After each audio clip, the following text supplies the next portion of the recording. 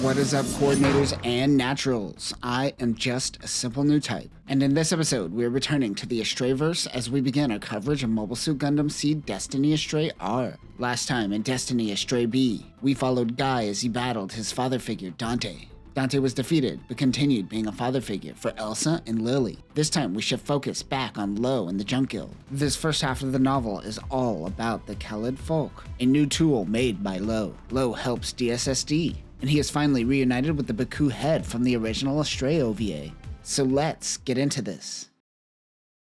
A ceasefire is in effect between the Earth Alliance and Zaf, but the fighting continues, and with it comes a lot of junk. That is where the Junk Guild comes in. Junk Guild members functioned independently for the most part until Liam became chairman of the Junk Guild. After that, the Junk Guild started working more as a collective, and they started manufacturing their own branded products. This is when they started producing Raistas, made from scrapped Astray parts. Oh snap, I just realized Raista is an anagram for Astray. Check out our coverage of Destiny Astray for more on the Raista. They then started working with DSSD to make the civilian Astray DSSD custom. We saw this unit in action in Stargazer. Today is the Junk Guild convention taking place in the desert. Liam accepted ideas for new Junk Guild products. This brought in many wanting to show off their inventions. Lo brought his pride and joy, the Red Frame, to the convention. But most importantly is what is in the Red Frame's hand. It is the Kaleid-fuke.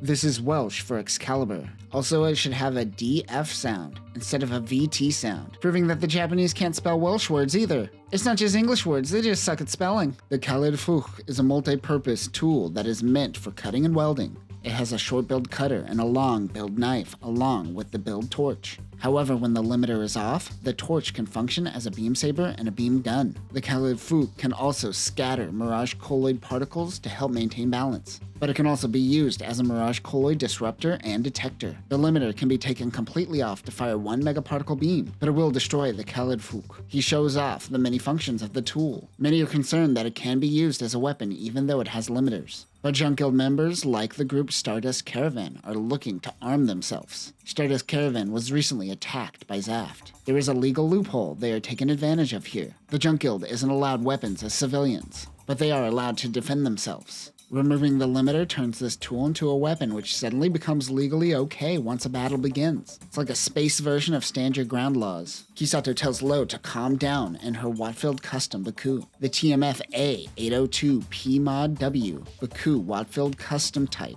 is a modified Baku used by Andrew Wattfield, the Desert Tiger himself. It has additional two-headed mounted saber fangs and spikes on the front legs. This is equipped with a two-seater cockpit like the Lagao. It has better maneuverability and close-range combat ability, but its balance is worse than the original Baku. This was supposed to be used as a demo to build the Lagao, and wasn't intended to be used. Weapons include two 450mm railguns, a 13-tube missile pod, and saber fangs. A group of work gems show off their tech, but are being overshadowed by Lo's presentation. The ZGMF 1017 Works Gen is created by a Junk Guild faction made using scrap gen parts. There's no standardization for the gen works. Some have winch arms, some have drills, and some are connected to linear tanks. This could be made with specific use cases in mind. These are worker mobile suits but have been seen carrying linear guns. The Kaleid-fuke essentially allows any unit to become a works gen without upgrading mobile suits. Suddenly, the Mirage colloid detector on the Kaleid-fuke goes off. There's a Mirage colloid detector and an end jammer close by.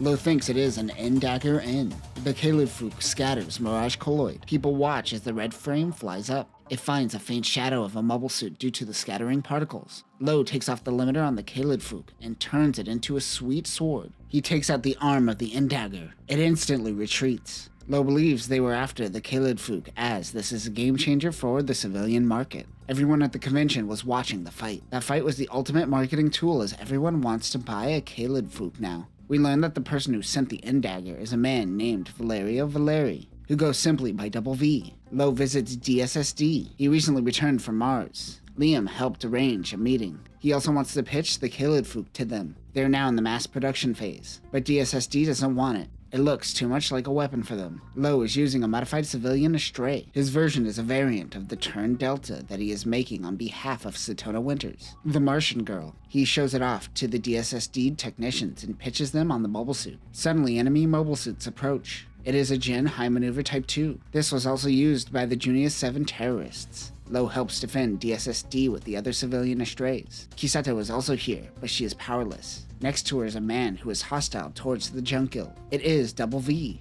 Double V was a former Acton Industries engineer. Suddenly, Guy in the Blue Frame 2nd L and Elijah come in to help defend the DSSD base. Double V watches the Blue Frame. He is racist towards naturals, so he is amazed that Lo could make something like the Blue Frame 2nd L.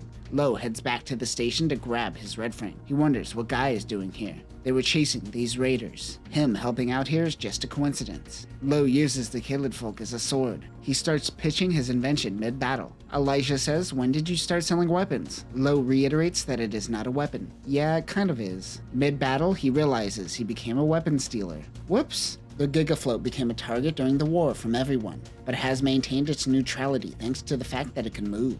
Lo and 8 are visiting. He brought the red frame with the salvage unit, which is made from a goon to allow him to work underwater. This is the second version and not the one we saw in Astray R. Lo received a map called the Pirate Emperor's Treasure Map. Of course, he is too curious to ignore it. He begins diving down. 2 ashes follow behind him. This is the mobile suit Kira tore through at the beginning of Destiny. Lo thinks the map must be true if there are others. They don't attack.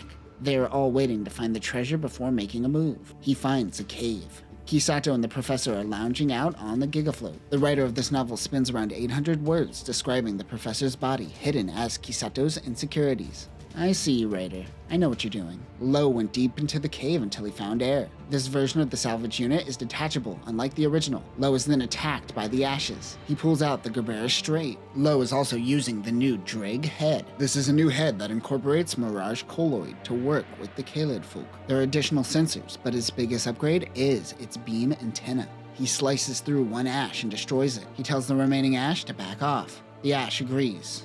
Lo finds a container which he thinks is the treasure. Double V is the one who hired the ashes to attack Lo. He thinks that 8 is the reason for why a natural is so great at piloting a mobile suit like a coordinator. Once on the Gigafloat, Lo opens up the crate. Inside is just a gaudy outfit. Lo says, "Oh well, it was a fun adventure." There's a group called the Wild Dogs of the Wilderness. They piloted Bakus in Africa and aren't mercs, but rather focus on transportation, helping out the elderly, and various tasks. Guerrilla gens try to attack them constantly, but they end up running into Zaf military and they get annihilated. Then the Wild Dogs would move in on their location and pick up all the wreckage. Many left the Wild Dogs alone, but Lo tried to seek them out. When he finds them, they seek out a battle. After diving underwater, the Dreg head was messed up, so he went with the standard Astray head. The Wild Dog Bakus surround him. Lo fires a warning shot with the Kaleid-fuke. He is stuck in a pincer attack. One unit has an extra head of the Baku tactical recon type. We haven't seen this since the Astray OVA. In fact, 8 informs him that this is the exact Baku head that he bought in the OVA, and soon lost after. Lo says, "Hey man, that's my Baku head." Their leader found the Baku head and has been lucky ever since. Remember, Lo is the luckiest man in all of Cosmic Era. The leader is piloting a Kubera's Baku Hound, which we saw in Stargazer. Remember, it has 3 heads, and one of them is the tactical recon type. His name is Lucky Lucky. Lo gets an idea and starts writing custom software. 8 helps him out once he realizes what he is doing. Lo then uses the Kaleid-fuke to send out a Mirage Colloid virus. It's actually more of a backdoor than a virus since it's low software to begin with, but this piece of code allows Redframe to regain control of the Baku head. The other Bakus stop following him once he loses the head. Lo says, "Enjoy being less lucky than me, chump." He isn't mean about it, but he does say that. Double V wanted to use the Wild Hogs as a distraction to allow him to steal 8 from Lo, but then he got sick. Once he was better, Lo already had the incident with the Wild Hogs. Double V says he is unlucky. The South American faction of the Junk Guild holds a mobile suit exhibition called the Scarlet Festival. The original red, blue, and gold Astray units have become quite popular over the years. Because of this, there have been kits sold by the Junk Guild to allow you to convert your old Rista or civilian Astray to look like a red frame. The festival is red. Fake red frames, Ristas, and M1 Astrays everywhere. Lo meets with Jism Abel, the organizer of the event. Jism. He has his own red frame civilian Astray kit. It is a red frame with a blue frame tactical arms. He calls it Blaze Red. The real red frame currently has the powered red loadout, which allows it to wield the giant Gerbera Strait. They are tripled the output since last we saw it in Astray R. He tells Lo about the fake red terrorizing the area recently. Lo is still trying to get people to buy the Kaleid-fuke. Everyone that has one pulls out their Kaleid-fuke. Suddenly screams. A purple and black frame is causing damage. This is the fake red. This is Violence Geist. The MWF JGP-99G Gundam Astray Violence Geist is a fully kit-bashed unit in the Cosmic Era. It is a civilian Astray base with replica parts from the gold frame, blue frame, and red frame. This has a flight mode called Black Dragon mode, but is very top-heavy and messes with the balance. Its main weapon is the Geistbringer, which is a combination of the tactical arms and the Kaleid-fuke, and has the same Kaleid-fuke sword. Other weapons include the drag arms, which incorporates a beam saber, a Geist blade, and a Geist claw. The fake red takes down other red frame replicas. Lo wished he wasn't in powered red form. Jism Abel tries to block an attack from fake red. He is kicked back because this is the first transforming Astray. It is very top heavy, and Lo could tell. Lo does a sweet uppercut and takes out the Astray. He tells the man in the fake red, "Hey man, don't be evil anymore." Alright, now that that's over, let's all party! It's a festival! Woo! We learned that Ame no Miyashita was originally designed to be the top of a space elevator, but once the war broke out, the project was abandoned. It also mentions that Mina and Gina are former members of the original Great Clan, and no longer a part of it. I wonder what happened. Mina already made her declaration of the sky. The gold frame has become the guardian of the sky. Lo went to Mina regarding fake red frames, where she was more curious about the Kaleid-fuke. Lo's red frame is also the new red dragon form. The MBF PO2 Gundam Astray Red Dragon is the red frame with an M1 Astray flight pack, the Drag head, and 3 Kaleid-fukes. The placement of the Kaleid-fuke resembles a dragon, which is where it got its name. The Drag head helps control the scattering mirage colloid capabilities of the Kaleid-fuke. This multi-purpose Kaleid-fuke tool still retains the welding capabilities until the limiters are taken off. It still retains the Gerbera straight and the hand plugs, which allow it to throw fireballs. Other weapons include a beam saber. Mina says, "Let's do a mock battle, but with real weapons." Lo says that's just a real battle, but she wants to test the Kaleid-fuke's full potential, and he trusts that she won't try to purposefully kill him. They don't account for freak accidents though. Lo and 8 argue before they disperse mirage colloid particles. This forces the gold frame to show itself, but even when face to face, Mina is still a better fighter. But Lo was able to dodge one of her attacks. She wonders how he did that. It is also the mirage colloid disruption. It gives him a split second to know when someone moves. Mina moves back and disappears again. The mirage colloid spots movement. Lo tries to dodge again as Mina uses the Mage no Shira Hoko, not the Mage Shira no Hoko, which is on the wiki. You assholes. It's the shot lancer stored in the Maka no Igitachi. Lo wasn't able to dodge it. One Kaleid-fuke fires on Mina. The limiters are off. She was able to dodge. They complement each other mid-battle. Mina says it's a nice weapon. Lo says no, not a weapon, a tool. Lo is running defense after learning he's a weapons dealer now. So anyways, Lo uses the Kaleid-fuke as a sword. You aren't helping your cause, man. He lunges towards the gold frame and takes it on with her beam saber. The Kaleid-fuke is able to slice through the beam saber no problem. This battle lasted an hour. Lo was exhausted. Mina says that she wants to order 100 Kaleid-fukes. She plans on giving them to those who follow her declaration of the sky. Production on the Kaleid-fuke is slow as the Alliance constantly comes knocking on their doors as people use them as weapons. It'll be a while till Lo could get that many to her. Mina suggests that they move production to Ame no Miyashita. Lo says okay, and then passes out. He's all tuckered out. New mobile suits are being rolled out at Acton Industries as a part of the Acton project. One of these is Blue Calamity. The GAT X-131B Blau Calamity Gundam is actually made independently despite being a part of the Acton project, and is developed by Double V. This is an enhanced variant of Calamity Gundam, but with double the armaments. It is too heavy, so the hover units are replaced with thrusters. Even though this is a long-range unit, it can handle itself in close-range situations. This is designed to be used with the team alongside a variant of Forbidden and Raider Gundam, and all 3 use the Trio system. This will also be installed with 80 and enhanced AI. Its main weapon is the Schlag 125mm high-energy long-range beam cannon built into the backpack.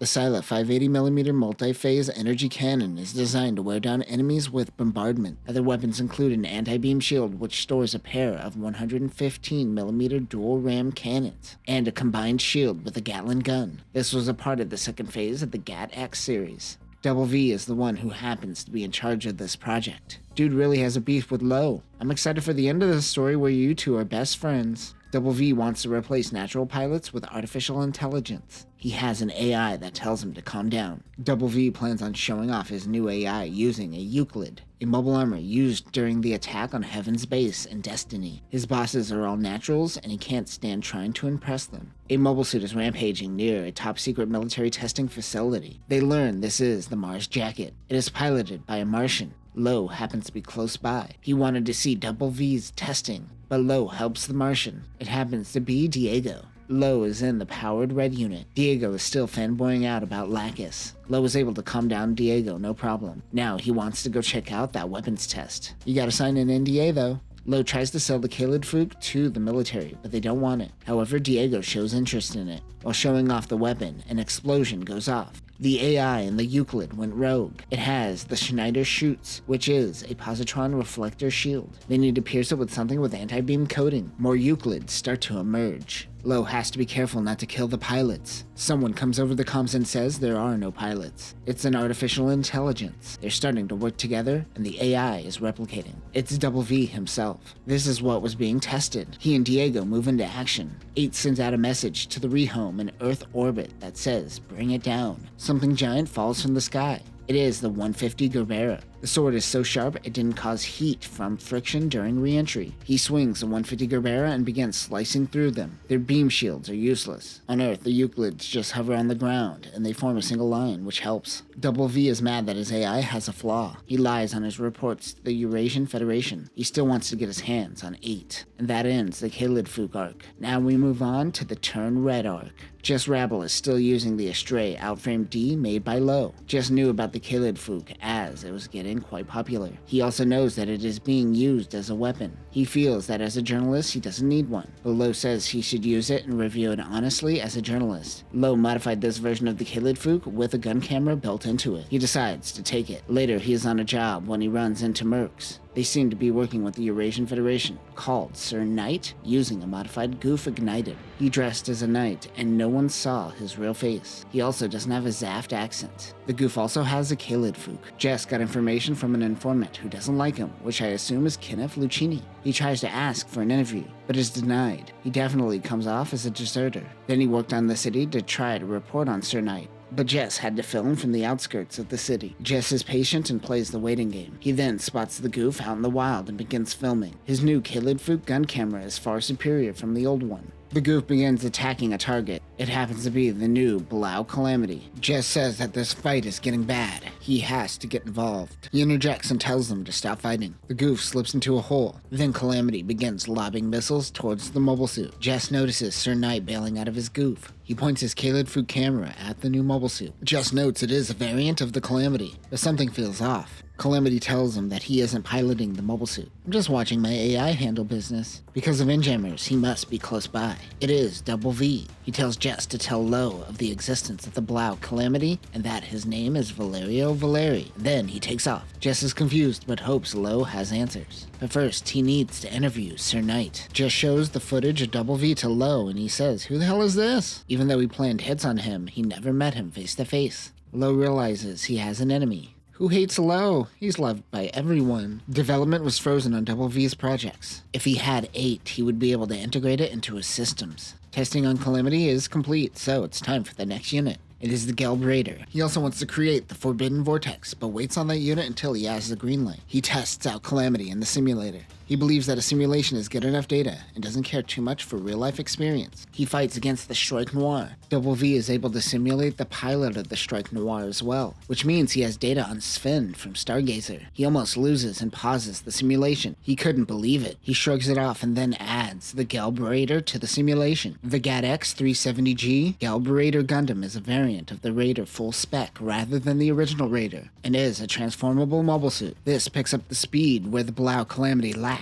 This unit disrupts enemy attacks and is equipped with an enhanced version of the spherical breaker called the Super Mjolnir. It is all about hit-and-run attacks. This has twice the firepower and thrust of the base Forbidden. Like Double V's other units, this has the Trio system and the 80 AI system. Other weapons include the Zorn 100mm energy cannon, a hyper-velocity cannon, a shield cannon which has the firepower of a Lagau's cannon, a short-range plasma cannon, autocannons, and a railgun. He is very arrogant to think that he could take a Galbrader and the Strike Noir at the same time, even though he can't even take on one. This time around, the two mobile suits don't work well together, and he is able to win in the simulation. He stops sim training and does some research. Double V learns that Zaft forces are working on AI. He doesn't understand why coordinators rely on AI systems as they are superior. Aren't you working on AI? Bro, I don't understand where your anger is directed at.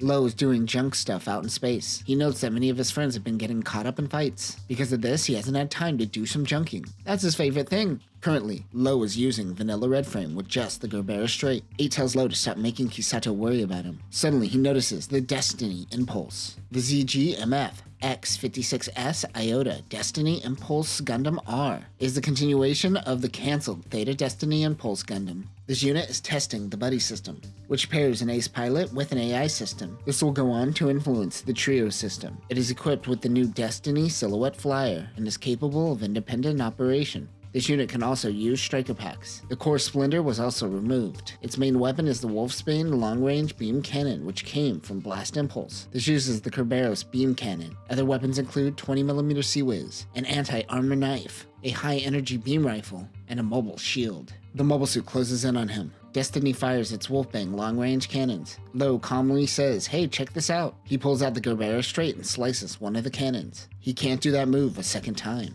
Lo gets out of his mobile suit to try to reason with the pilot, but he fires on the red frame again. 8 is controlling the mobile suit while Lo is out of the cockpit. While blocking an attack, Lo falls out of the red frame. 8 can't pick him up currently and has to focus on defense. It's up to 8 now. 8 isn't as good with the Gerbera straight as Lo, who's currently flailing out in space. He can't keep up. Destiny Impulse suddenly is attacked. It is Blau Calamity and the Galbrader. This is the first time the Raider variant has been seen by 8. The two attack Destiny Impulse. To hide secrets, Destiny Impulse self-destructs. Its silhouette pack looks like it's still intact, however. The two mobile suits then turn their attention to Red Frame. 8 is being self-deprecating and masking feelings and sarcasm. He says, "Ew, gross, I'm acting like Lo. Also, I'm a robot in a suitcase. At least it's not the 00 universe. In that universe, you either get a Haro body or a Loli body, and you just have to deal with that." Lo, floating out in space, spots the silhouette pack. He realizes that this silhouette flyer can function independently. Lo is running out of air. He slowly floats back to the red frame, but when he makes it back to the mobile suit, 8 is nowhere to be seen. He watches security footage from the red frame and knows this was done by Double V. He just now realizes that this is the person he talked to during the test last episode. Kisato, who saw him at DSSD, pulls out a tablet and sketches him. Her sketch reveals the same outfit he found during his pirate treasure hunt. This guy has been watching Lo for a while.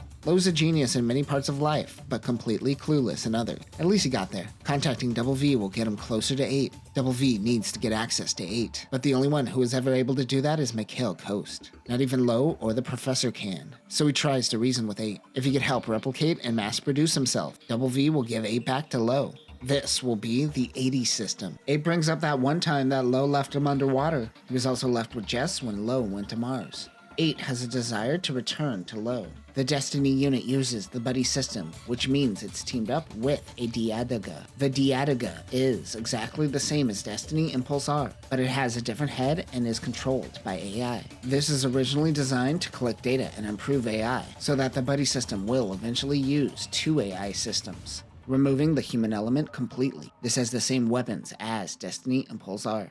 Double V wants this buddy system integrated amongst his 3 units. He also plans on using a strike as a base for his new 80 AI system.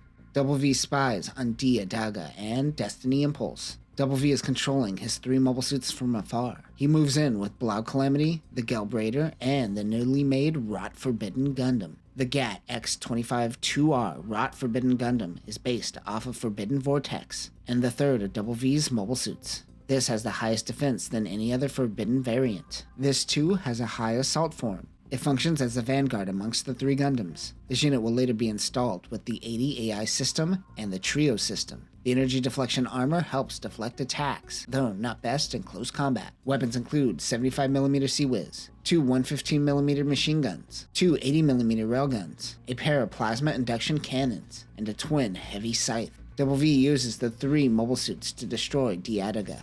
The silhouette pack separates. This must have data. Double V tries to get his hands on it. He learns that a strike can equip the silhouette pack for some reason. This backpack gives Double V a few weapons to use. However, this was installed with a prototype of 80, and connecting the silhouette allowed his strike to become a new Diadiga unit. Whoopsie, Double V sends a quantum command to strike, which allows the unit to self-destruct. The silhouette pack once again takes off along with Destiny. Double V is mad at the money that he just lost, more so than the unit itself. There are 3 engineers. The first will remain nameless, but they are from Zaft and responsible for Destiny, Impulse R, and the buddy system. The other 2 engineers are Low and Double V.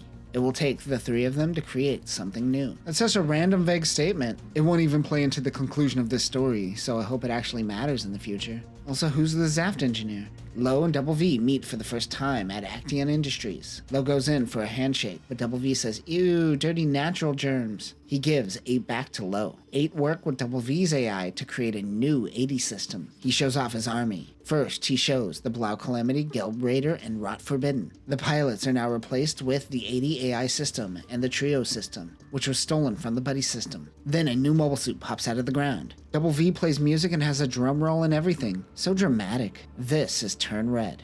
The MBF 02 Double V Gundam Astray Turn Red is fully operated by the 80 AI system, but Double V sits in the cockpit. This was made with parts from the Gundam Astray Noir and has a custom head. It has 2 tactical arm units like the Blue Frame, and it is mounted in the back to make it look like wings. Double V uses this like a boomerang. This also has the Trio system to work with Double V's 3 Acton Gundams. Other weapons include 75mm Sea-Wiz, the Type 71 beam rifle, 2 beam sabers, and an optional shield. Alarms go off. The 2 launch Defiant Destiny Impulse with multiple Diadiga units. This is very similar to GX and the GX bits from Gundam X. Low is back in the Red Dragon configuration. He and Double V fight them together. Calamity, Raider, and Forbidden handle the drones, while Low and Double V go for Destiny Impulse. Low whips out the Kaleid-fuke, but Double V doesn't whip out his tactical arms. He's being a little stubborn. He eventually drops one of the tactical arms to increase speed, and he and Low slash through Destiny Impulse. The unit is destroyed. They return to Acton, and Double V gives him a hug. He instantly denies this hug and calls Low a filthy natural. 8 has video evidence, however. He makes a lot of excuses. The 2 stop squabbling and decide on a fight. 1 week later, Low brings his Red Dragon to the battle. The Gelb Raider, Blau Calamity, and Rot Forbidden makes their appearance. Low must fight these 3 units first. Low thinks, well, I have 3 Kaleid-fukes, so I guess it's an even battle. The 3 mobile suits surround Red Dragon. Low not only releases the Kaleid-fuke's limiters, but also overclocks these bad boys. The Junker is lightning fast to the trigger and takes out all 3 mobile suits instantly. This overclocking, however, destroys the Kaleid-fukes, and they are out of the battle. Turn Red makes its appearance. It is time for round 2. Double V attaches the tactical arms and throws it like a boomerang. Low says, "You could do that?" Remember, Low created the tactical arms. It takes out the Red Frame's drag head. The beam antennas cut the tactical arms in 2. Luckily, Low carries the OG Astray head with him. He attaches that to the body. Double V does the honorable thing and allows him to fix himself before they begin their battle again. He doesn't want to win with the tactical arms, as it was made by Low. Double V attacks with his fists. Low notices Turn Red slowing down. This is because 80 is designed to protect Double V over anything else. Low begins punching Turn Red's cockpit over and over again. He's essentially saying, "Stop hitting yourself, stop hitting yourself." 80 surrenders.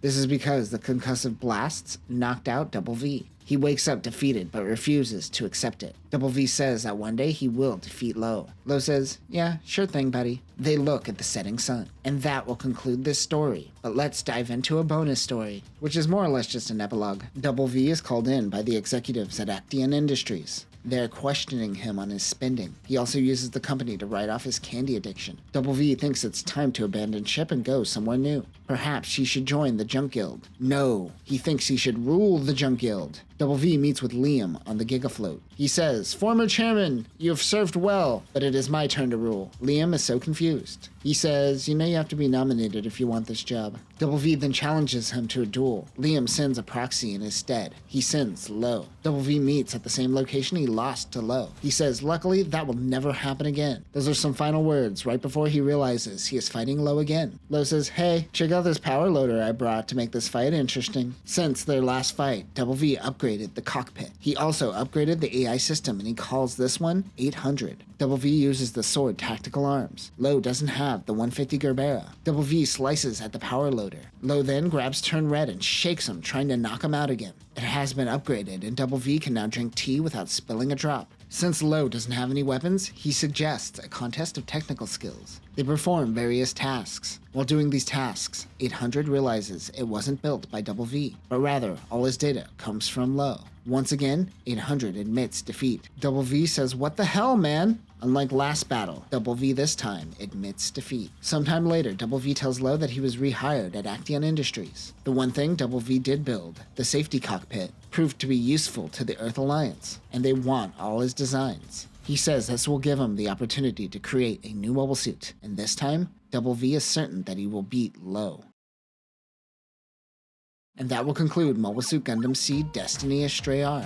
Compared to Dante in Astray B, Double V is definitely more lighthearted of a rival character. We don't know if Lo has come to terms with the fact that he is kind of a weapons dealer now. Perhaps he will deal with this in future stories. Also, did you know Fukuda didn't add Destiny Impulse to the anime because he thought it was too impractical? Too impractical. In the Cosmic Era. What are we even doing here? Next time, we will finally begin Princess in the Sky. We have finally made it, folks. The Second War is over, and Mina is ready to choose her successor, and one of her candidates happens to be Kazahana. We also have to cover Mina's declaration in the sky. But that will do it for now, Newtypes. Remember, don't use your company to write off candy.